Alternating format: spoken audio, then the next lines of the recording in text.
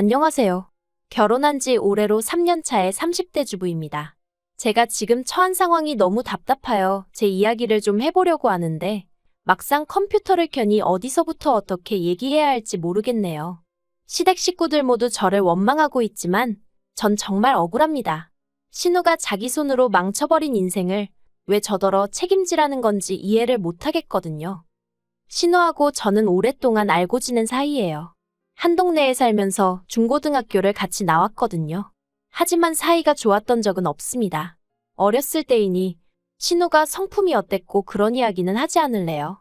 아무튼 신우하고 저는 친해질 이유도 없었고 성향도 성격도 워낙 달랐기 때문에 고등학교 졸업 이후로 소식이 끊어졌어도 아쉽다는 생각은 한 번도 해본 적이 없어요. 문득 생각난 적은 있었지만 그 또한 별 의미가 있어서는 아니었죠. 하지만 그런 신우와 다시 만나게 된 건 뜻밖의 장소였습니다. 바로 남편 집에 처음 인사를 드리러 갔을 때였죠. 남편하고는 지인의 소개로 만났는데 남편은 저보다 2살이 많았고 직장을 다니는 평범한 회사원이었어요. 반면에 저는 다니던 회사를 나와 작은 온라인 쇼핑몰을 운영하고 있었고요.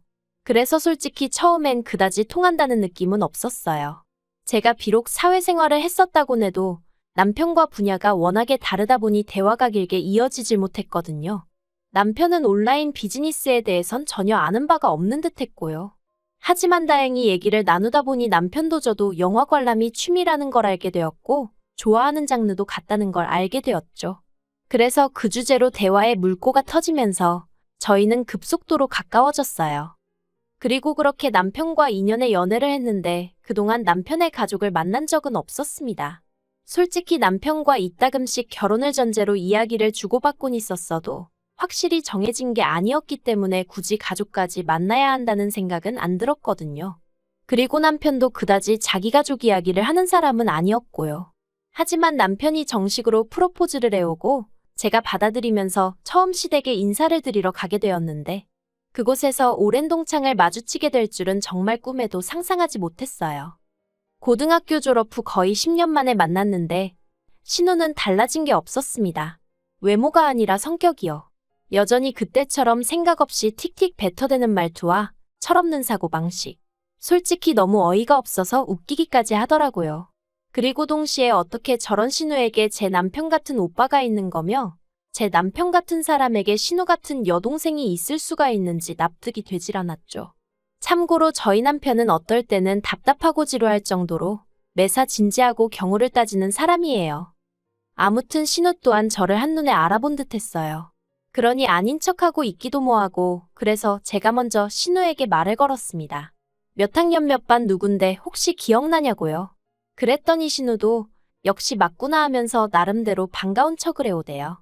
그리고 그제서야 남편이 어떻게 서로 하냐며 신기해했고 시부모님도 놀라워하시고 덕분에 첫 만남이었지만 적어도 저는 긴장도 풀어지고 나쁘지 않았죠. 시댁에서 나오며 제가 남편에게 신우하고는 친하냐고 물었어요. 왜냐하면 사실 남편이 자기가 여동생이 있다는 얘기는 한두 번 한 적이 있어도 여동생에 대해서 뭐 하나 제대로 말해준 적은 없었거든요. 그리고 아니나 다를까 남편이 딱 잘라서 별로 안 친하다고 하대요. 자기는 책임감 없이 사는 사람이 싫은데 자기 여동생이 딱 그렇다면서 그리고는 자기가 더 놀랐다며 저더러 자기 여동생이랑 친했었냐는 거예요. 솔직히 저도 모르게 그럴 리가 있냐고 큰 소리로 대꾸할 뻔했어요. 하지만 가까스로 그냥 얼굴만 아는 정도였다고 짧게 대답했죠. 사실 전 신우를 좋아하지 않았어요. 왜 소위 나댄다고 하잖아요. 신우가 딱 그랬어요. 자기가 뭐라고 교실에서 온갖 소음을 만들고 분위기를 흐트려 놓고 반면에 저는 나름대로 목표하는 성적도 있었고 가고 싶은 대학도 있었기 때문에 그런 신우가 정말 마음에 들지 않았죠. 하지만 그게 제가 신우를 좋아하지 않은 이유의 전부는 아니에요. 신우는 걸핏하면 거짓말을 했고 시쳇말로 남을 팔아댔거든요. 그러다 걸리고 나면 남 탓을 하기 일쑤였고 그래서 어린 마음이었지만 정말 별로라고 생각했었답니다. 아무튼 그렇다고 신우랑 저랑 정말 무슨 머리채를 잡고 싸웠던 사이도 아니고 그러니 결혼은 없었던 일로 해야겠다 그런 생각은 안 했어요. 하지만 앞으로 살면서 신우랑 부딪히는 일이 생기면 말 그대로 골치가 아프겠구나 하는 걱정은 했죠. 그리고 아니나 다를까 상견례장에서 신우 때문에 황당한 상황을 겪게 되었답니다. 상견례 얘기가 오가던 당시 저는 남편에게 참석 인원을 양가 부모님과 당사자들로 제한했으면 좋겠다고 했어요. 별다른 이유는 없었고 그저 진지하고 엄숙한 분위기에서 양가 부모님이 대화를 나누시면 좋을 것 같았거든요. 다행히 양가 부모님도 그게 좋겠다 하셔서 그렇게 인원수 맞춰서 예약을 했는데 상견례 당일 보란듯이 신우가 왔더라고요. 그래서 제가 오늘은 부모님과 당사자만 모이기로 했는데 오빠한테 못 들었냐고 하니까 자기는 왜 빼냐면서 자기만큼 저에 대해 잘 아는 사람이 있냐는 거예요. 그리고 설마 했는데 황당하게도 양가 부모님들이 대화를 주고받으시는 중에 신우가 대뜸 자기가 웃긴 이야기를 해보겠다더니 갑자기 제 학창시절 얘기를 꺼내는 거예요. 그런데 그게 정말 재밌고 추억할 만한 이야기가 아니라 제가 운동장에서 넘어져 온몸에 흙탕물을 뒤집었었다거나 시험을 망쳤다고 울고 짜고 했었다는 그런 시시껄렁한 이야기들이었죠. 그리고 결국 보다 못한 제가 신우더러 오늘 그런 얘기하는 자리 아닌 거 알지 않냐고 한마디 했어요. 그랬더니 신우가 저더러 한다는 말이 분위기 좀 띄워보려고 한 건데 뭘 그렇게 정색하냐면서 혹시 벌써 윗사람 행세를 하고 싶은 거냐대요. 어이가 없어서. 그래도 바로 뒤이어 남편이 신우더러 말하는 버르장머리가 그게 뭐냐며 화를 내더니 그따위로 굴거면 지금 나가라고 하더라고요. 그제서야 시부모님도 신우더러 조용히 좀 하라 한마디 하시고 아무튼 그래서 어찌저찌 고비는 넘겼네요. 하지만 신우의 경우 없음은 그날로 끝이 아니었어요. 무슨 말이냐면 결혼식 이후 얼마 지나지 않아 호칭 문제로 다시 부딪히게 되었거든요. 사실 저희가 친했건 안 친했건 간에 어쨌든 동창으로 나이도 같았으니 새언니니 아가씨니 하는 호칭들이 낯선 건 사실이었죠. 하지만 그렇다고 해도 저는 구분할 건 구분을 해야 된다고 생각했어요. 특히나 어른들 계신 자리에서 저에게 야, 너 해대는 신우를 보고 있으면 짜증도 나고 어이도 없고 제가 마치 신우보다 아랫사람이 된 기분이라 표정 관리가 쉽지 않았거든요. 그래서 신우에게 앞으로는 호칭하고 존대어를 써달라고 했는데 신우가 정말 황당하단 표정으로 기껏 한다는 말이 윗사람이라고 유세 부리는 거냐입니다. 그리고는 그러기로 나면 알겠다면서 대신 그러면 자기도 이제 시자 노릇을 할 거니 그런 줄 알라는 거예요. 어이가 없어서 그 시자 노릇이 뭐냐니까 그거야 두고 보면 알 거 아니냐는데 황당해서 알겠다고 마음대로 하라고 해버렸죠. 그런데 솔직히 전 그때만 하더라도 신우가 저한테 서운해서 그런다고 생각했지 설마 진심으로 악의를 갖고 그런 말을 했을 거라곤 생각하지 않았거든요. 하지만 그건 순전히 제 착각이었어요. 시자질이 뭔지는 몰라도 확실한 건 심술을 부리려고 작정을 한 것 같았거든요. 일단 신우는 시도 때도 없이 저희 집에 찾아오기 시작했습니다. 그리고는 현관을 열어주면 집 안에 들어와 대뜸 밥을 달라던가 오늘은 여기서 쉬고 가겠다던가 헛소리를 해댔죠. 문을 뭐하러 열어줬냐고 하시겠지만 문을 안 열면 열 때까지 초인종을 눌러댔으니 이웃들에게 미안해 어쩔 수가 없었어요. 게다가 그게다가 아니었습니다. 한 번은 남편과 금요일 저녁에 떠나 월요일 새벽에 한국에 도착하는 해외여행을 한 적이 있는데 그때 양가 부모님께는 일찍이 저희 스케줄을 공유해드렸거든요. 하지만 신우는 솔직히 신우한테까지 말을 해줘야 한다고는 생각을 못했죠. 저희는 신우 스케줄엔 관심도 없었으니까요. 그런데 저희가 여행을 갔던 때에도 신우가 연락도 없이 불쑥 저희 집에 왔었던 모양입니다. 한창 남편이랑 수영하고 쉬고 있는데 국제전화가 걸려와서 받으니 경찰이었어요. 그리고 경찰이 하는 말이 저희 신우가 저희 집 앞에서 문 열라며 소동을 피워서 이웃들한테 신고가 들어왔다는 거예요. 하지만 그래도 다행이었던 게 신우의 미친 짓은 신우가 연애를 시작하면서 급속도로 줄어들었습니다.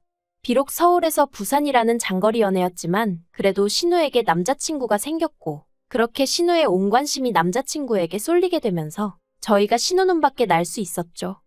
그리고 한동안은 정말 평화로운 날들이었습니다. 남편은 회사에서 승진을 했고 저는 저대로 사업을 키워나가고 있었거든요. 신우도 신우대로 비록 장거리다 보니 한 달에 많아야 2번뿐이 못 보는 것 같았지만 그래도 연애를 해서 그런가 사람이 무척 행복해 보였죠. 그리고 설마 했는데 올봄 신우가 결혼 소식을 전해왔어요.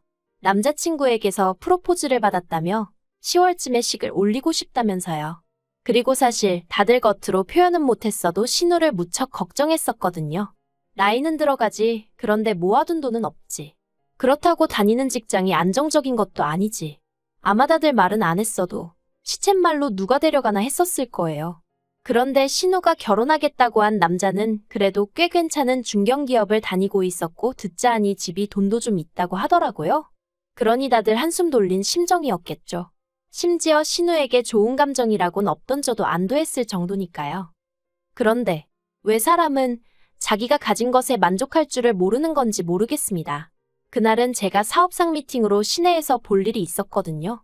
그리고 그 동네가 워낙 젊은 사람들이 많이 오가는 곳이다 보니 숙박업소가 엄청나게 많아요. 그런데 신호대기에 걸려 있는데 건너편 숙박업소에서 낯익은 남녀가 팔짱을 끼고 나오더라고요. 네, 저희 신우랑 남편 친구였어요. 심지어 남편 친구는 제가 알기로 유부남이었고요. 신호가 바뀌는 줄도 모르고 넋놓고 두 사람을 바라보고 있었습니다. 하지만 이내 뒷차의 경적 소리에 놀라 차를 출발시켰고 한동안 제 심장이 벌렁벌렁거리더라고요. 설마 하는 생각에 집에 돌아오자마자 차에 있던 블랙박스를 확인했는데 이건 뭐 두 번, 세 번 돌려볼수록 누가 봐도 신우와 남편 친구가 분명했어요. 이걸 어떻게 해야 하나? 남편하고 얘기를 해야 하나? 하지만 동시에 괜히 이런 일에 얽혀서 좋을 게 뭐가 있나 싶기도 하고. 그래서 며칠의 고민 끝에 저는 죽을 때까지 저만 알고 있는 비밀로 묻어두기로 결심했습니다. 한순간의 실수일 거라고, 신우도 이내 정신 차리겠지. 그렇게 믿고 싶었죠. 그리고 한 달쯤 지나 지난달이었어요. 저는 사업상의 이유로 출장을 나가게 되었고 당연히 남편에게 얘기도 했었죠. 남편뿐 아니라 시부모님께도 누구랑 어디로 며칠을 간다고 정확히 알려드렸고요. 이건 뭐 시부모님이 제 사생활에 관심을 갖고 그러시는 분들이라서가 아니라 그냥 제가 친정 부모님한테 알려드리면서 같이 말씀드린 거예요. 아무튼 그래서 출장 이틀째였는데 모르는 번호로 전화가 걸려왔어요. 그리고 저는 사업상 저는 몰라도 제 번호를 아는 사람들은 종종 있었기에 아무 생각 없이 전화를 받았죠. 그런데 상대방이 잠깐 머뭇하더니 저희 신우 이름을 대면서 남자친구라고 하더라고요. 그래서 안녕하시냐고 어색하게 인사를 건넸더니 급한 일이 있어서 그런다며 저희 신우를 좀 바꿔달라는 거예요. 그래서 그게 무슨 소리냐고 저는 지금 출장 중이라니까 신우랑 같이 간 거 아니냐입니다. 신우가 저랑 2박 3일 동안 여행을 간다고 했다나요? 그제서야 순간 아차 싶은 게 그 버릇 여전히 못 고쳤구나 싶대요. 하지만 이를 어쩌지 싶은 생각과 동시에 신우가 정확히 뭐라고 한지도 모르는데 제가 무슨 말을 할 수 있었겠어요?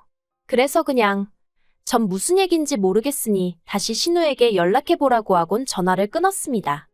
그리고 그날 밤 집안이 온통 난리가 났어요.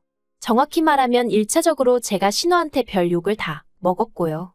이내 이 이야기가 시부모님 귀에도 들어가서 다음날 또 온갖 욕을 먹었죠. 저더러 눈치가 있네 없네. 왜 그 전화를 받았냐부터 시작해서. 그런데 웃긴 건 아무도 신우의 부도덕함을 욕하진 않더라는 거예요. 오로지 저만 물고 늘어지는 게 정말이지 신우가 누굴 닮았나 했더니 시부모님, 특히나 어머님을 닮은 거였더군요. 그리고 결론부터 말하자면 신우는 남자친구에게 차였습니다.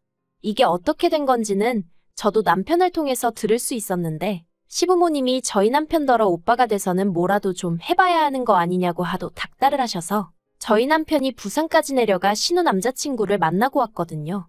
그런데 그쪽에서 먼저 말하기를 사실 올해 초부터 신우 낌새가 이상하긴 했답니다.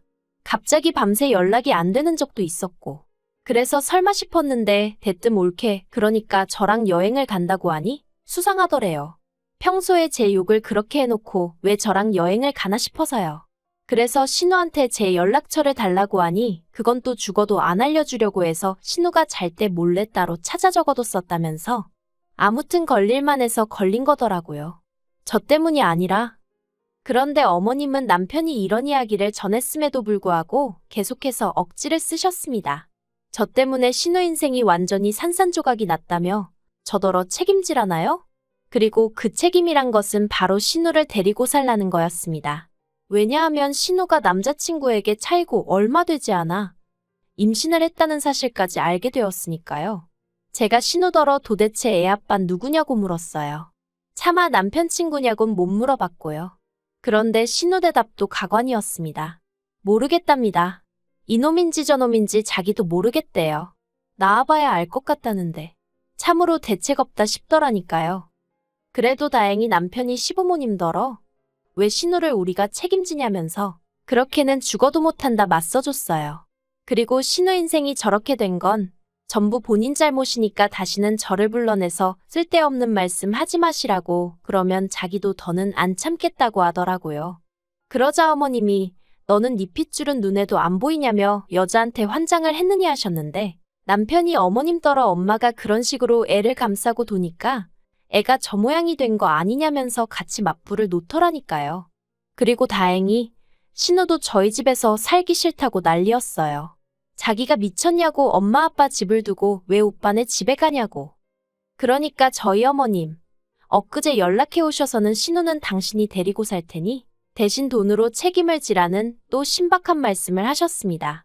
그러자 남편이 어머님더러 그나마 보내드리던 생활비도 끊어버리기 전에 제발 이상한 소리 좀 하지 마시라고 하대요.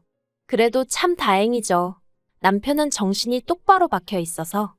솔직히 남편도 어쨌든 자기 여동생이니 얼마나 신경이 쓰이겠어요. 저한테 말은 안 해도 속이 말이 아니겠죠. 그래도 최대한 제 편에 서서 저희 가정을 우선시해주니 그 점은 참으로 고마울 뿐입니다.